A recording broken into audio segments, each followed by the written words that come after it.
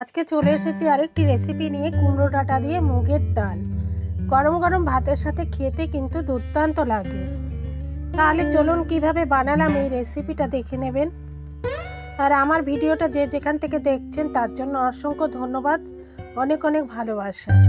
পুরনো বন্ধুদের অনেক অনেক ভালোবাসা, নতুন বন্ধুরা আমার সঙ্গে জুড়ে থাকুন, বেল আইকনটা প্রেস করে দিন আর ভিডিও রিলেটেড কমেন্ট করুন। চৈতালি রান্নাঘর অ্যান্ড ব্লগে সবাইকে স্বাগত। তো এখানে আমি উপকরণ রেখেছি কি কি সেটাই দেখিয়ে দিচ্ছি। এখানে কুমড়ো ডাঁটা শাক নিয়েছি পরিমাণ মতো, ভালো করে ধুয়ে পরিষ্কার করে নিয়েছি। আর মুগের ডাল আমি পরিমাণ মতো নিয়েছি। আর যা যা লাগবে সমস্তটাই দিয়ে দেবো বন্ধুরা। তাহলে চলুন কীভাবে হচ্ছে রেসিপিটা দেখে নেবেন। কড়া বসিয়ে এখন আমি ডালটা দিয়ে দিচ্ছি। তো ডালটা এখন ভেজে নেব। ভালো করে আমি নাড়াচাড়া করে নিলাম। ডালটা ভাজা হয়ে গেছে, এখন জল দিয়ে ভালো করে 2-4 বার ধুয়ে নেব। ভালো করে ডালটা ধুয়ে নিয়ে আবারও জল ঢেলে দিলাম। এবার কুমড়ো ডাঁটা শাক একসাথে আমি দিয়ে দিচ্ছি।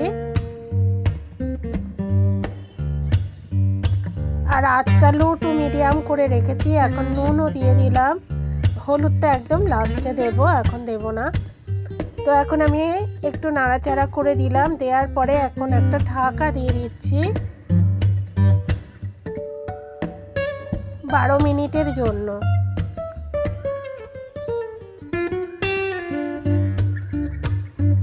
তো 12 মিনিট পরে চলে এলাম। ডালটা কিন্তু সেদ্ধ হয়ে গেছে আর ডাঁটাগুলো সেদ্ধ হয়ে গেছে। কচি কচি দিয়েছি কুমড়ো ডাঁটা আর শাক, তো সেদ্ধ হয়ে গেছে। এখন আমি একটা জায়গা নিয়ে নেব এবং আঁচটা নিভিয়ে দিয়েছি।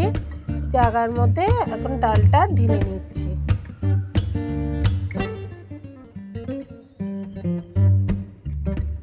এখন কড়ার মধ্যে তেল দিয়ে দিচ্ছি পরিমাণ মতো। এখানে তেলের মধ্যে শুকনো লঙ্কা আর গোটা জিরে দিয়েছি এবং ভেজেও নিয়েছি। তখন ক্যামেরাটা অন হয়নি বলে আমি দাবাটা দেখাতে পারিনি। আর এখানে আদা বাটা দিয়ে দিলাম। আদা বাটা দিয়ে ভালো করে কষে নিচ্ছি। আর দিয়ে দিচ্ছি হলুদ গুঁড়ো দিলাম, কারণ তখন আমি ডালে কিন্তু হলুদ দিইনি।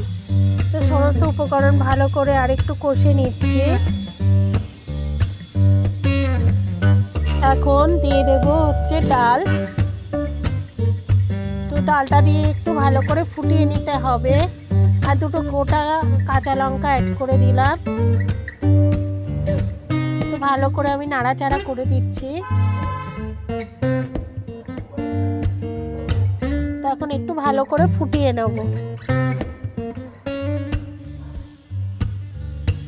এখন দিয়ে দিলাম চিনি তো দিতেই হবে, নিরামিষ ডালে চিনি না দিলে কিন্তু ভালো লাগবে না। একটু কিন্তু চিনি অ্যাড করতেই হবে।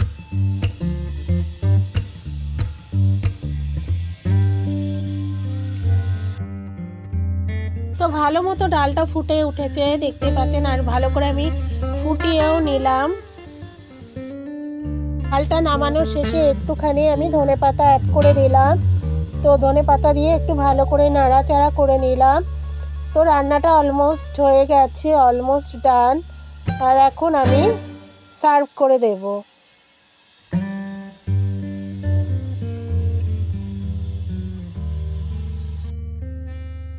কুমড়ো ডাঁটা দিয়ে মুগের ডাল আমি সার্ভ করে দিচ্ছি। একবার এইভাবে রান্নাটা করে খেয়ে দেখুন বন্ধুরা, অসাধারণ হয়।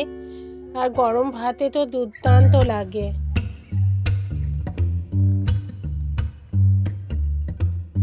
কুমড়ো ডাঁটা দিয়ে মুগের ডাল রেসিপি রেডি। আপনাদের যদি এই রেসিপিটা ভালো লেগে থাকে তাহলে লাইক, কমেন্ট, শেয়ার আর আমার সঙ্গে জুড়ে থাকুন। বেল আইকনটা প্রেস করে দিন, আমি যখনই রান্না দেব নোটিফিকেশন পেয়ে যাবেন। ধন্যবাদ। আপনারা সবাই ভালো থাকুন, সুস্থ থাকুন। আরেকদিন চলে আসবো আরেকটি রেসিপি নিয়ে আপনাদের মাঝে। আজকের মতো বিদায়, নমস্কার।